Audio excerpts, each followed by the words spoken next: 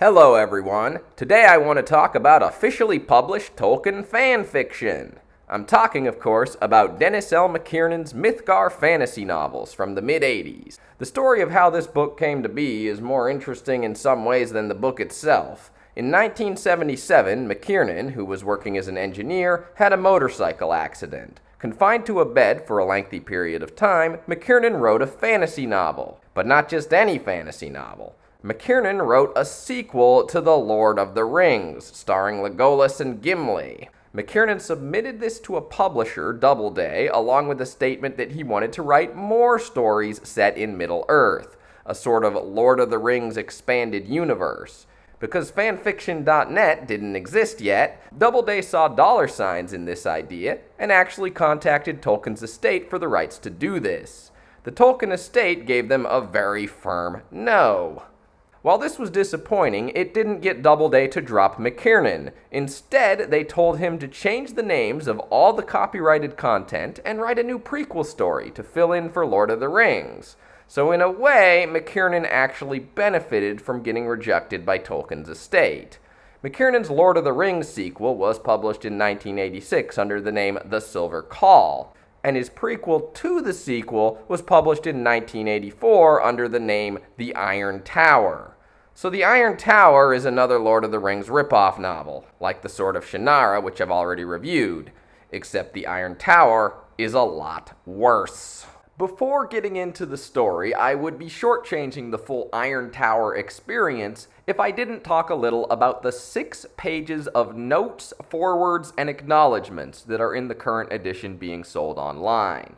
First is a teaser blurb that was probably on the back of the book when it was first published, which, credit where it's due, gives readers a good strong sampling of McKiernan's prose.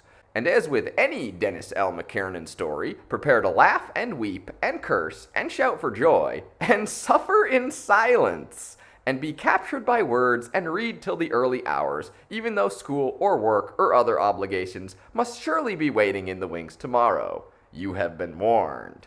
One thing that's clear about McKiernan is that the man is very shameless about tooting his own horn.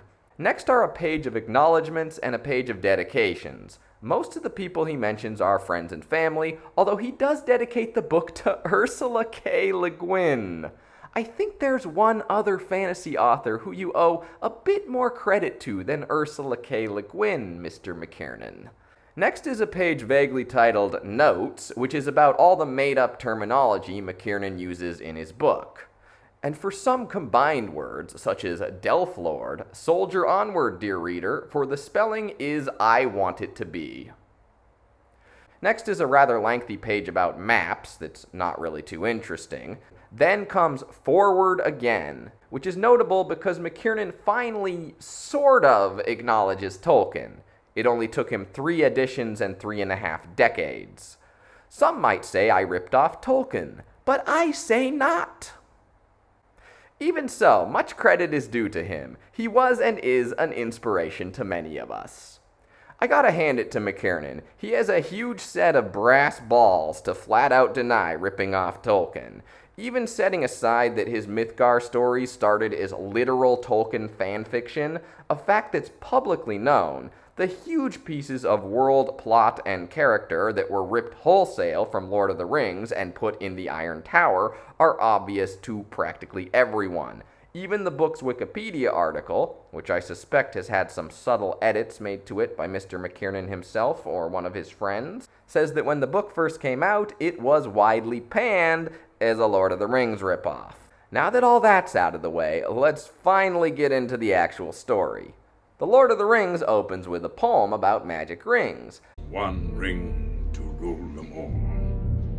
One ring to find them. One ring to bring them all. And in the darkness, find them. While people who are completely new to the story probably didn't understand much of it, it contains a lot of information about the setting and what the story will be about. Plus, it sounds cool. The Iron Tower opens with a quote. And that is what evil does, forces us down dark pathways we otherwise would not have trod. By someone named Rael of Arden. Apparently he said this 3 years ago. But what does this actually mean? Evil corrupts us? Evil makes us sad? Bad things cause bad things? This sounds cool if you don't think about it for more than 2 seconds, but it has no substance. It's meaningless. The perfect intro to this epic adventure. The story begins with hobbits practicing archery. They're not called hobbits, of course. They're called Warros, but they're hobbits. I know a lot of Tolkien-inspired fantasy has some sort of substitute hobbits. Halflings is the public domain name for them, but the more prominent examples usually try to do something a little different with them. D&D halflings tend to be more roguish troublemakers instead of small-town folksy types. Warhammer halflings and 40k ratlings are inbred hillbillies who are a sort of grotesque parody of hobbits. Magic the Gathering had some who were extremely xenophobic. Warros, though, are just hobbit knockoffs down to the minor details, like how they eat an abnormally large number of meals. There is one thing that separates Warros from hobbits. The story never mentions them having large or hairy feet. It broke new ground! A group of Warros are practicing archery, and here we're introduced to two of the heroes of this story. Danner, aka Grumpy, and our main protagonist, Tucker B. Underbank. I wonder where that last name came from. Underhill. My name's Underhill. Underhill. By the way, this is definitely not an isolated thing. Like a page later, a throwaway character appears with the last name of Proudhand. Some might say I ripped off Tolkien, but I say, nuh-uh. Tuck Underchuck has an interesting distinguishing character trait. He's the second best at everything. So he's not really a Gary Stu, even though he kind of feels like one because he's good at everything and everyone loves him. But each other character is allowed to be better than him at one thing. Danner, for example, is better at archery. But unlike Tuck, Danner isn't well liked because Danner is unlikable. Danner is the designated complainer, which in this book means he complains in every conversation, so he can come across as either the only smart person in the group or really dumb and obnoxious, depending on if a situation actually justifies complaining. This highlights an interesting thing about McKiernan's writing, at least in this book. He has this sort of algorithmic approach to writing characters. Each character is just a few key features which are plugged into any situation and they react accordingly. Someone sings a song, Danner gets angry. Protagonists find a dead body, Danner gets angry, because that's all Danner's character is, the one who gets angry. The style of writing has its advantages. You never have to think for very long about how a character will react, because they have a pre-programmed go-to reaction for everything. The downside is that characters written this way always end up being shallow, and if taken to too much of an extreme, they don't even feel like people, just pre-programmed NPCs following a set of instructions, which is literally what they are. Good writers can still write characters this way. It can help them write fast and overcome writer's block, but it has to be done selectively. Danner is a peak example of not doing it selectively, and he's far from the only one in this book. After Chuck and Grumpy finish archery practice, they go to the pub where a Warro named Longtoes gives all the other Warros an exposition dump. He tells everyone that the big folk, humans, to the north have been sending wagons south with their women, children, and elderly, and one of the yokels replies, "That's crazy, because there are wolves that could attack them." Longtoes replies that the humans are preparing for war. The yokel replies, "But wolves!" Longtoes says that wolves rarely attack large groups of people, and a few archers should keep the wolves away. The yokel replies, "But wolves! I don't believe it." And everyone in the pub agrees with the yokel, even though Longtoes explained to them, in detail, why the wagons make sense. So then Longtoes tells them he heard about the wagons from some other Warro who saw it, which makes everyone in the pub immediately switch over to believing him. This demonstrates two major problems with the Iron Tower. The first is, it's padded with pointless arguments, presumably to help McKiernan hit his minimum page requirements. And the second is that McKiernan tries to write the Warros as these naive, small-town folk sheltered from the outside world, like hobbits. But the way he does it makes the Warros just come off as extremely stupid. It was also at this point in the book that I noticed that McKiernan sometimes capitalizes words that wouldn't normally be capitalized, like wolves. Sometimes he puts words in italics for emphasis, and sometimes he does both with his made-up terminology. But sometimes he does neither. It's very distracting. So after an argument about whether some wagons went south or not, someone suggests that the Dark Lord Modru might be involved. We'll learn more about Modru later, but right now the book just wants us to know he's a very bad, evil, naughty, no-good individual. And if Modru is involved, there might not just be wolves prowling around, there might be Volgs. What do you think Volgs are? They're Wargs. Big evil wolves who serve the Dark Lord, Wargs. Some might say I ripped off Tolkien, but I say nopity nope. But one of the yokels says there can't possibly be Volgs in the area, because Volgs can't be outside during the daytime. And everyone in the pub, once again, immediately agrees with this. Apparently, everyone forgot about a little thing called night.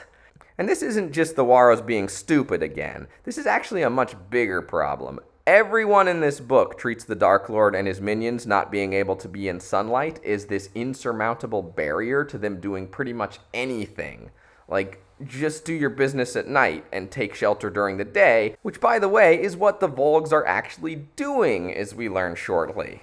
That pretty much ends the pub conversation, and Longtoes will never be in the book again. So Chuck Undertuck gets to go home and say goodbye to his parents and not girlfriend, two things Frodo didn't have. It broke new ground!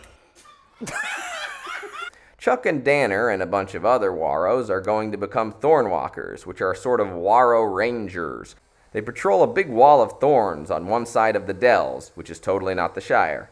Fun fact, the Shire also had a big wall of thorns protecting it on one side, although it's easy to forget about it because it gets less focus in Lord of the Rings. Some might say Tolkien, but I say not. The segment with Sneed Underfeed saying goodbye to his parents and not lover is treated like he's going off to war. He ponders possibly not coming back alive, realizes how he actually feels about his childhood not girlfriend, the whole going off to war, easy emotional investment checklist.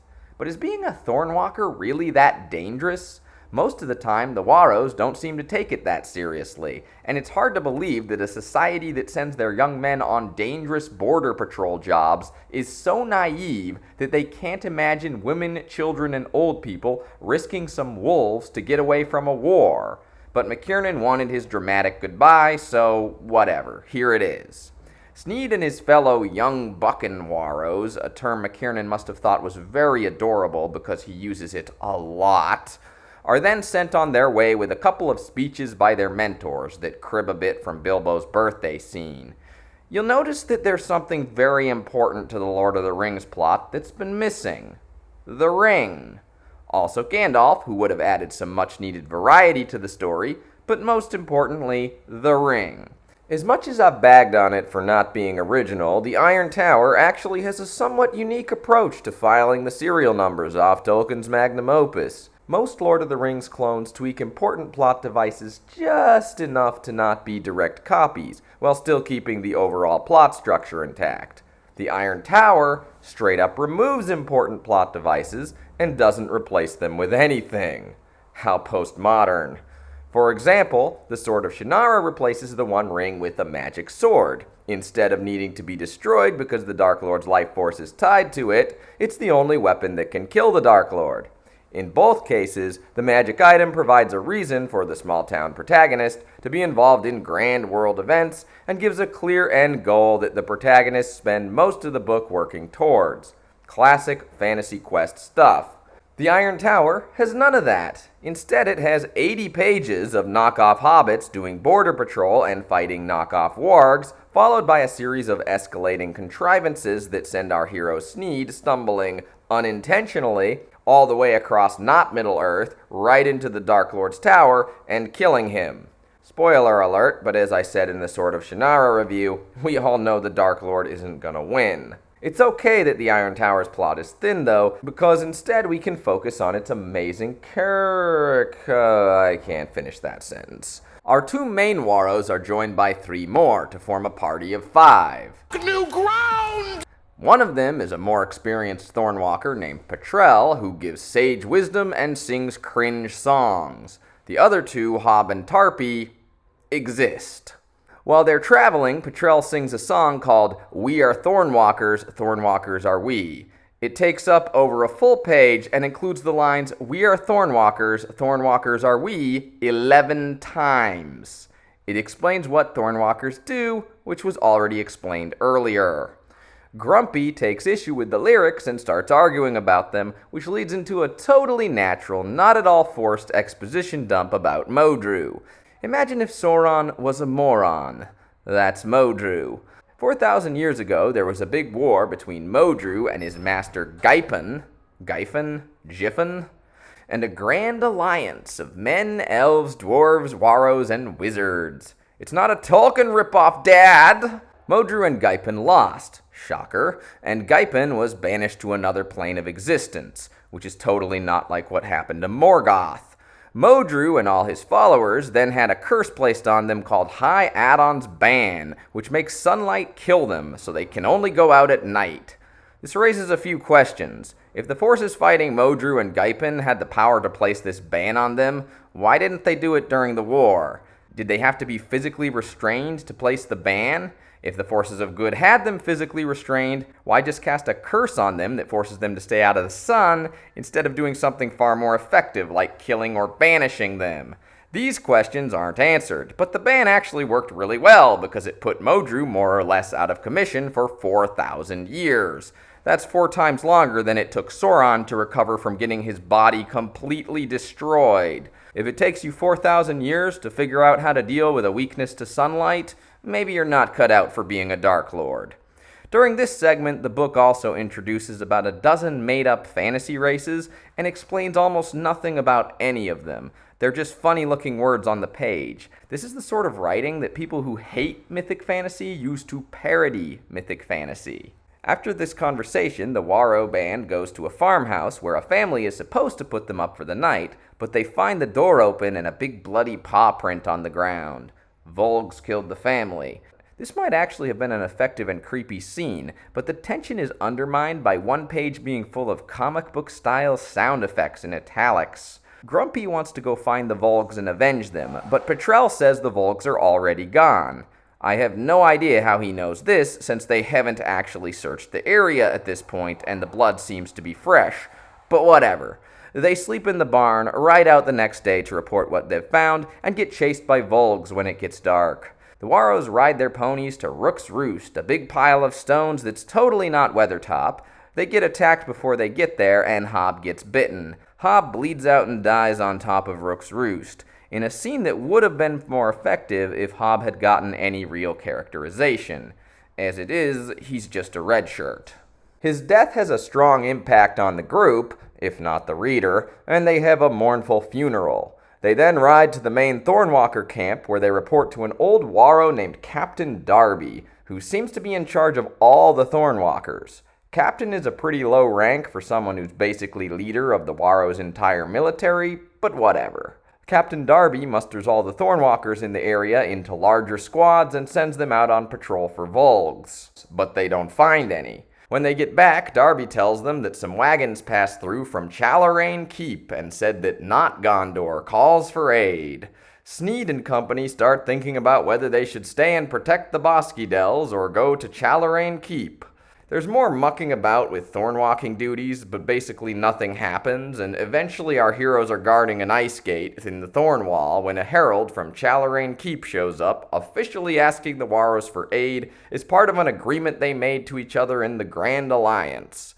Making the Warros an important part of the alliance that beat the Dark Lord the first time goes very much against what hobbits are supposed to be. And you might say, well, Knowles, McKiernan is doing something different. You're complaining that he made a ripoff, and now you're complaining that he's doing something different. The thing is, McKiernan tries to have it both ways. He depicts Warros as humble, innocent, sheltered, and ignorant, yet at the same time tries to make them glamorous, exotic, and badass.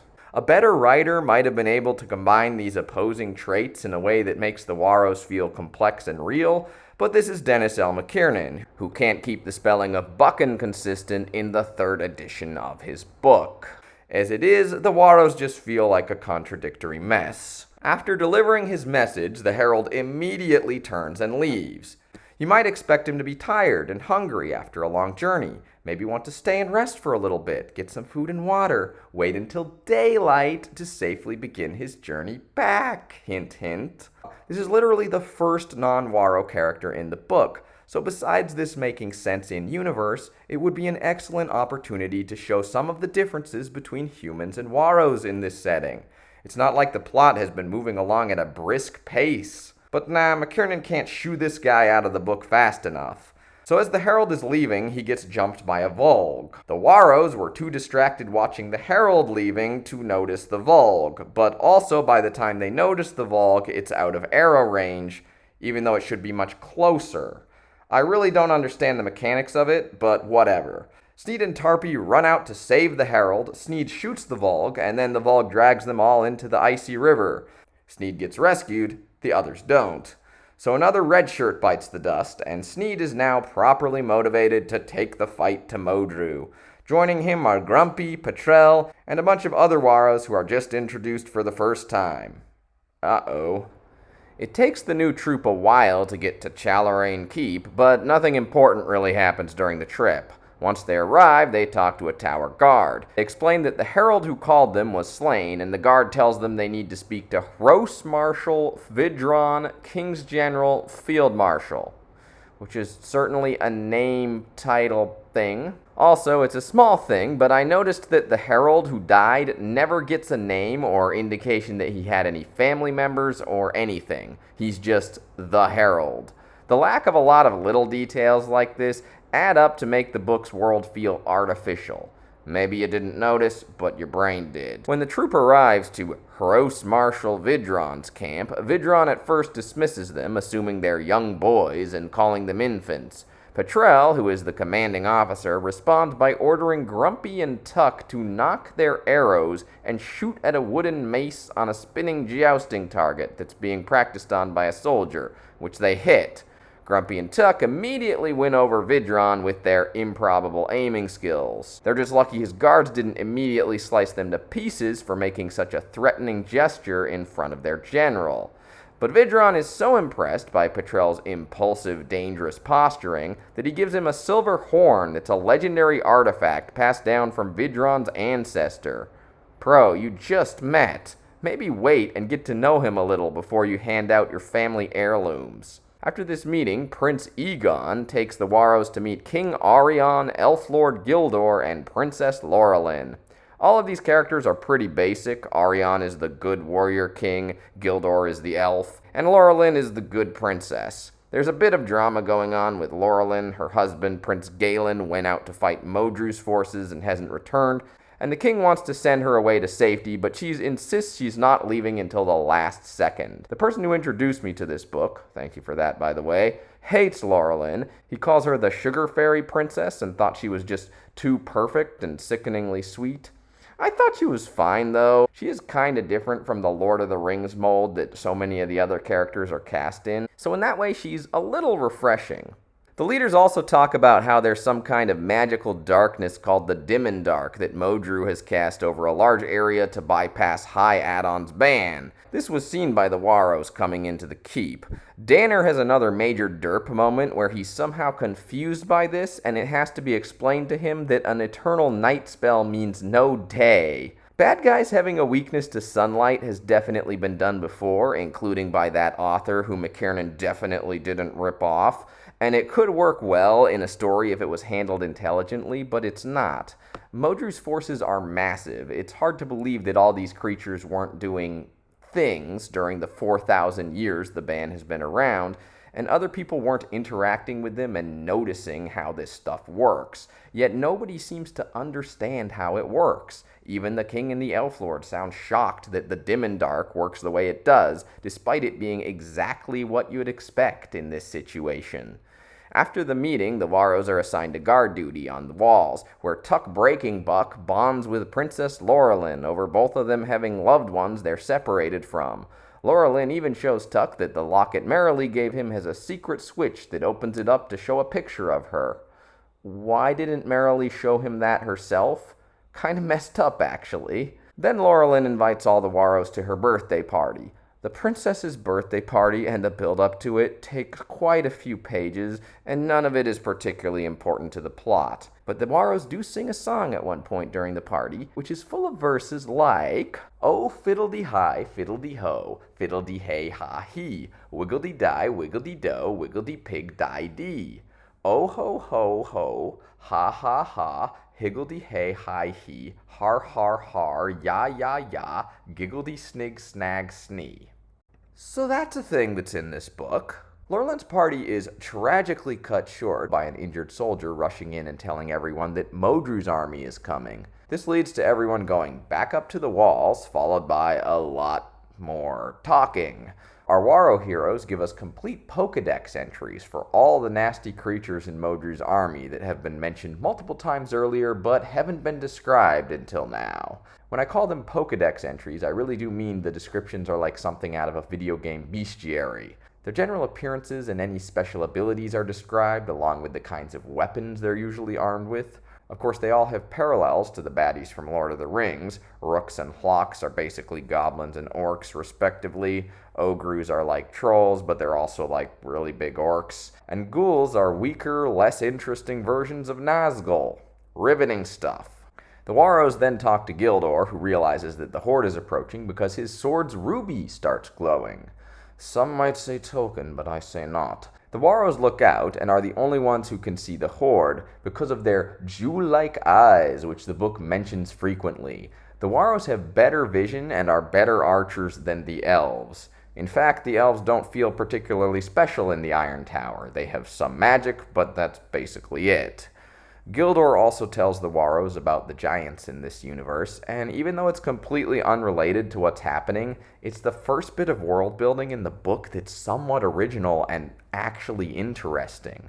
The giants live deep underground and burrow through solid rock. Their eyes can see through stone, and other people look transparent to them. This was the first time while reading that I saw a glimpse of potential in McKiernan's writing. Like maybe if McKiernan focused on his own ideas instead of poorly copying certain other people's, he might have a good fantasy story in him. But this is not that. Our protagonists go to a war council, and Danner starts arguing with the officers about staying and defending the keep or doing a suicidal attack against Modru's army, which is 10 times bigger than theirs. They reject Danner's terrible opinion, which many YouTube medieval combat experts would probably be happy with. And one of them says that Danner likes to attack every problem. This is treated like some sort of revelation about his character, but it's not. This is exactly how Danner reacts to everything. It still feels wrong that someone who's never been in a battle is talking like some sort of barbarian berserker, but it's consistent. Somewhere in all this, Princess Laurelin and Prince Egon leave with the last train of wagons, and finally there's some action again as Modru's army sends emissaries out to parley with King Arion. Even though there are 3 emissaries for Modru, the king only takes one person with him to meet them, and that one person is Breaking Buck. The book tries to justify this by saying King Arion needs someone with sharp eyes, but this actually makes very little sense if you think about it. Warros have amazing long-range vision. That's way more useful at a distance with a bow and arrow. The negotiations happen up close, where a warrior skilled in hand-to-hand combat would be far more useful than a child-sized man with almost no combat experience. Breaking Buck is actually only chosen because he's the protagonist and he needs to do something protagonisty, even if it's a stupid decision in universe. Tuck and Arion ride out and talk to an unnamed character I'm going to call the Mouth of Modru, for obvious reasons. This guy is described as a regular human with darker skin. The book stresses several times that when he's not speaking, the Mouth of Modru has a blank, vacant expression on his face. When he speaks, his expression changes, he starts acting over-the-top evil, and he refers to the things Modru is in charge of in first person. My army, my enemies. It's pretty obvious that this guy is supposed to be a magic meat puppet that Modru is speaking through. Our protagonists don't acknowledge this, though, and Arion doesn't even seem to notice.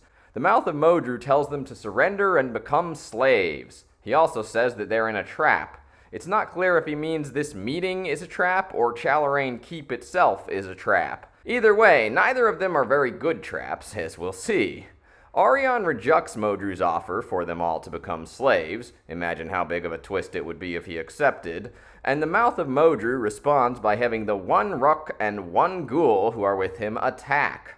Breaking Buck kills them both, albeit while the Ghoul is distracted fighting Arion. So he's a big hero when they get back to the castle, and that was Modru's trap. Just have the two guys who came out to parley attack. There is this nice little moment where Tuck looks back and sees that the king's banner, which he used as a weapon, is lying broken under Modru's banner, which the Rook dropped and is sticking out of the ground, and he's terrified it's an omen. It's a bit soured by Modru's emblem being yet another, some might say Tolkien, but I'm looking for water in a desert here. After that, the battle commences. Modru's horde has a big old battering ram and some other equipment and tactics that might seem familiar to readers of a certain unspecified book series.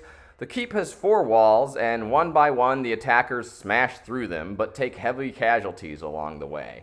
The Warros do great fighting with their arrows, so well in fact that the book mentions that if there had been more of them, they might have turned the tide. This was the point when I realized that the Warros are an entire race of Gary Stews. I don't think it's possible to miss the thematic point of Hobbits more than this. Pushed back to the final wall, King Arion decides that holding the fort any longer is impossible, so they need to launch a surprise counterattack and escape. The problem is, they don't have enough horses, so they need to fight their way to a stable further out and recapture horses for everyone. This seems like a big oversight because Arion had actually predicted before the battle began that they wouldn't be able to hold the keep forever, so it seems like maybe they should have prepared by bringing all the horses they needed in, but whatever. So Breaking Buck hops on his pony and manages to keep up with the full-sized horses surprisingly well as they bum rush Modru's forces. There are a few skirmishes and Breaking Buck gets knocked unconscious. When he comes to, he's been left behind. He stumbles into a royal crypt that he just happens to have been knocked out nearby and finds a body that has a red arrow and an ancient dagger on it, both of which you just know if you're genre savvy are probably magical. How convenient. Breaking Buck takes the arrow and then almost shoots someone who's approaching him because he thinks it's a ghoul. It turns out it's actually Laurelyn's fiancé, Prince Galen. He saw the king's forces trying to escape and decided to bring his own men in to attack Modru's forces from behind and help them out. Somehow he also got separated from everyone, even though he should be the most important person in his force, and these two randomly found each other in this pillaged and wrecked city. How very convenient. I can't complain much, though, because Prince Galen is one of the best characters in the book, although that's not really saying much. There's not a lot of competition. He's a bit of a cross between Aragorn and Faramir, but mainly he's just a guy who comes across more as an actual person and not an NPC, which puts him above most of the rest of the cast. Galen and Breaking Buck make their way out of the keep and head south. Before long, they come across some wagons and discover that the wagon train with Laurelyn and Prince Egon was attacked by Modru's forces, most of the people were killed, and the prince and princess were taken captive. So Galen and Breaking Buck follow their tracks to rescue them. And finally, we've got a clear mission with a sense of urgency. But then the plot quickly starts meandering a bit again. They come across some Warros from a different area who were mentioned earlier in the book, along with some elves and men, and they learn that these people fought some of Modru's forces, but other than that, nothing really happens in this meeting, and they keep moving south. Eventually, they find the body of a ghoul that's dead for no apparent reason, and they lose Laurelyn and Egon's trail. Then they encounter some elves in a way that seems heavily, inspired by the Fellowship of the Ring's encounter with the elves of Lothlorien, and there they encounter Gildor, the Elf Lord, who is still alive, but he tells them that King Arion is dead. Galen is kind of bummed by this, but the two quickly head out again, and after wandering around, they just stumble onto Laurelyn and Egon's trail again. And that's the end of The Dark Tide, the first book in the trilogy that the Iron Tower was split up into when it was first published. I'm going to just make this video about that first book because between how busy I've been lately and what a chore reading and reviewing the Iron Tower actually is, I need to get this done sometime this year. The most positive review for the book on its Wikipedia page says, "I recently reread The Dark Tide on a whim and liked it, finding it to be a mildly entertaining popcorn read."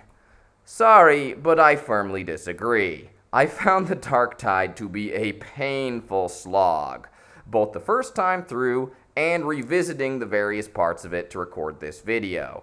It's not the flat characters, the unoriginal plot, or the half-baked world that's lazily ripped almost entirely from Tolkien that makes it so hard to enjoy this story, although they certainly don't help. It's how slow and full of nothing it is.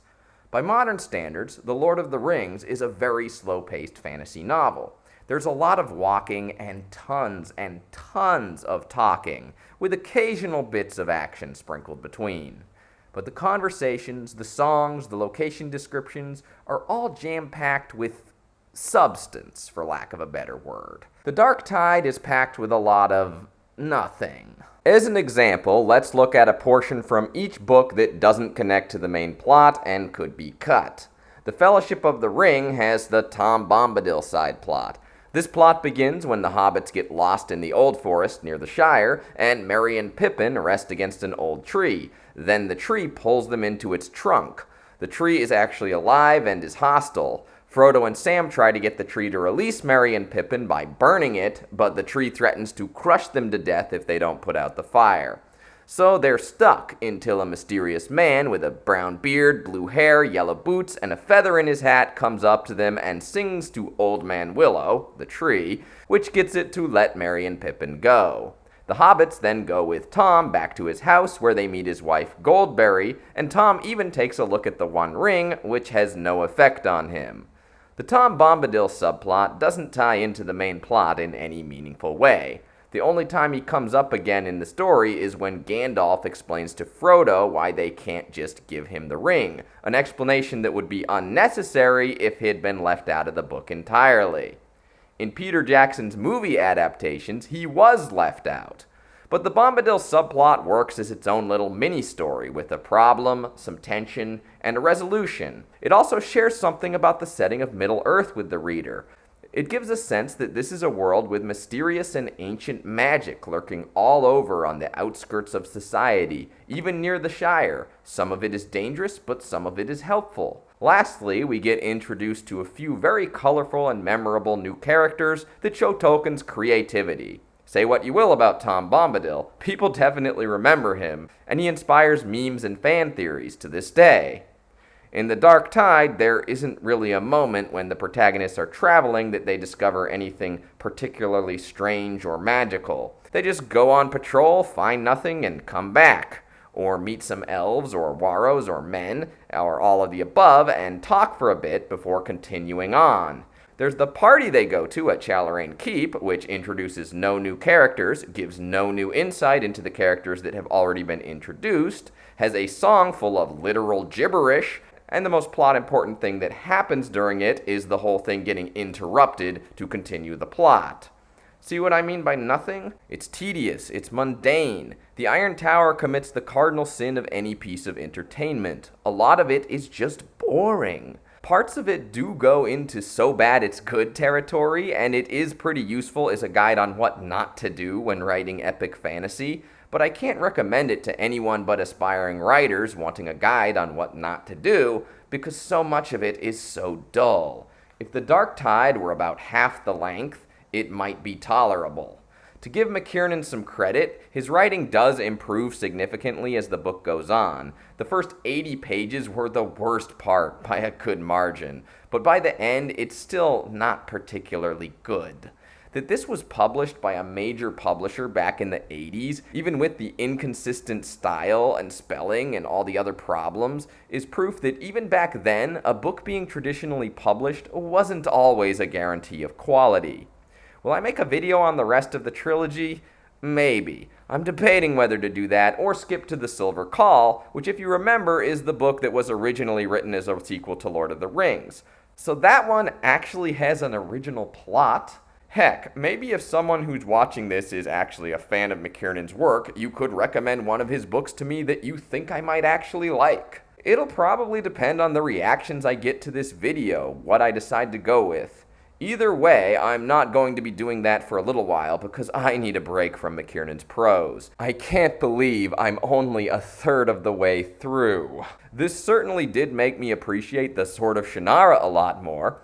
I still stand by what I said in the video I made about it. Some people thought me calling it a Lord of the Rings ripoff was unfair. They said things like Tolkien took influence from Norse mythology and the Sword of Shannara is no different than that. But stories like Beowulf and The Lord of the Rings have drastically more plot differences between them than The Lord of the Rings and The Sword of Shannara.